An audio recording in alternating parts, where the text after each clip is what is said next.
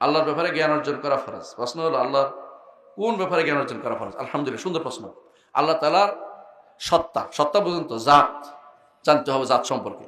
দ্বিতীয় হচ্ছে আল্লাহর কর্ম, কর্ম কি? আল্লাহর সৃষ্টি, জগতে আল্লাহর কত সৃষ্টি। ইতাফাক্কারুনা ফি খালকিস সামাওয়াতি ওয়াল আরদ, আসমান জমিন আল্লাহর সৃষ্টি না? আমি আপনার আল্লাহর সৃষ্টি না? জগতে যা দেখেন সবই আল্লাহর সৃষ্টি। এগুলি নিয়ে আপনাকে, এইগুলি যে আল্লাহর সৃষ্টিটা আপনাকে স্বীকার করতে হবে। এগুলি কি করে পরিচালনা করে? কে? আল্লাহ।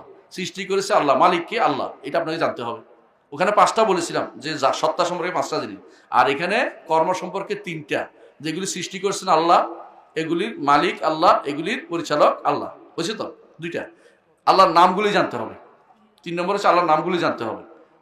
নাম কত আছে? 99-এরও আরো বেশি, 99 না, শুধু অনেক নাম। প্রত্যেকটা নামের অর্থ জানতে হবে, এগুলো দিয়ে আল্লাহর কাছে চাইতে হবে, এগুলো ওসিলা দিয়ে দোয়া করতে হবে। নামগুলি কোথায় আছে অর্থ বুঝতে হবে, বুঝছেন তো? এগুলো দিয়ে একটা জান্নাতে প্রবেশ করবেন। তো কয়টা গেল? আল্লাহর সত্তা, কর্ম, নাম।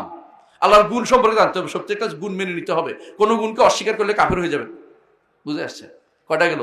4টা। 5 নম্বর আল্লাহর অধিকার। অধিকারটা কি? ইবাদত। তিনি আমার ইবাদত পাবেন। এই 5টা জিনিস জানলে আল্লাহ সম্পর্কে জ্ঞান হবে। বুঝে আসছে? আল্লাহ সম্পর্কে জ্ঞান দিলে কয়টা লাগবে বলছি? 5টা। এক একটাতে, হ্যাঁ, জাত সম্পর্কে কয়টা বলছি? 5টা। জাতের ভিতরে 5টা আছে না? একটা কি? আল্লাহ সবচেয়ে উপরে, আল্লাহ সৃষ্টি থেকে আলাদা, আল্লাহ বড়, আল্লাহ কারো মতো না, এবং কেউ, আল্লাহ এক অনন্য সৃষ্টি, কেউ আল্লাহর মতো না, আল্লাহ কোনো জন্ম দেন না এবং জন্ম নেন না। এই 5টা জিনিস যদি কোনো মুখস্থ করতে পারে, আল্লাহ সম্পর্কে জানলেন আপনি। সত্তা সম্পর্কে, জাত সম্পর্কে। আল্লাহর কর্ম সম্পর্কে কি জানবেন? 3টা বলছি, কি বলেন তো? আল্লাহ স্রষ্টা, আল্লাহ মালিক, আল্লাহ পরিচালক। দুনিয়ার কেউ পরিচালনা করে না। গাউস কুতুব এগুলি না, এগুলি মিথ্যা কথা, এগুলি বানাইছে মানুষে। বুঝলেন তো কথাটা? কটা গেল? 2 নম্বর গেছে। আল্লাহর কর্ম সম্পর্কে বলছি, তাই না? 3 নম্বর আল্লাহর নাম সম্পর্কে জানতে হবে, আল্লাহর নামের ব্যাপারে অর্থ জানতে হবে, আল্লাহকে ডাকতে হবে এগুলো দিয়ে। আপনারা অন্য কিছু দিয়ে আল্লাহকে ডাকবেন না। কি দিয়ে রাখবেন? আল্লাহর নামের ওসিলা দিয়ে আল্লাহকে ডাকবেন, অর্থ বুঝে আল্লাহকে চাইবেন, আল্লাহ তাআলা খুশি হবেন, জান্নাত দিবেন আপনাকে, হাদিসে আসছে। এরপরে 4 নম্বরে হচ্ছে আল্লাহর গুণ। আল্লাহর গুণের কোনো শেষ নাই। কোরআন এবং সুন্নাহয় ভর্তি আল্লাহর গুণ। আল্লাহর গুণের মধ্যে একটা হচ্ছে তার হাত আছে, তার চেহারা আছে, চেহারা আমরা দেখবো জান্নাতে গেলে, এগুলো বিশ্বাস করবো আমরা। আল্লাহর চেহারা আছে, আল্লাহ তাআলা তিনি আরশের উপরে উঠেছেন, তিনি প্রতি রাত্রিতে, শেষ রাত্রিতে নিকট আসমানে নেমে আসেন, এগুলো কিন্তু জানতে হবে আমাদেরকে। এগুলো কোনোভাবেই না জেনে চলবে না। কারণ আল্লাহকে ডাকবেন আপনি, আল্লাহকে সময় মতো ডাকতে হবে, যখন আল্লাহ বলেন তখন ডাকতে হবে।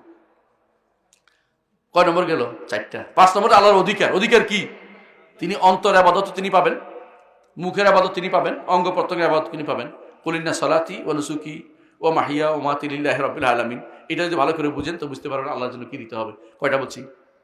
এই 5টা। আল্লাহর সম্পর্কে ইমানের জন্য 5টা জিনিস লাগবে। কথাই বুঝে আসছে? একটা যদি বদলে যায় আপনি ইমানদার নন, একটা বদলে গেলে আপনি ইমানদার না। এই জন্য খেয়াল রাখবেন, ইমানদার হইতে হলে 5টা জিনিস একটাও কম হইতে পারবে না। যে যারা আজ ইমানদার দাবি করতেছে কয়জন আছে খেয়াল করেন।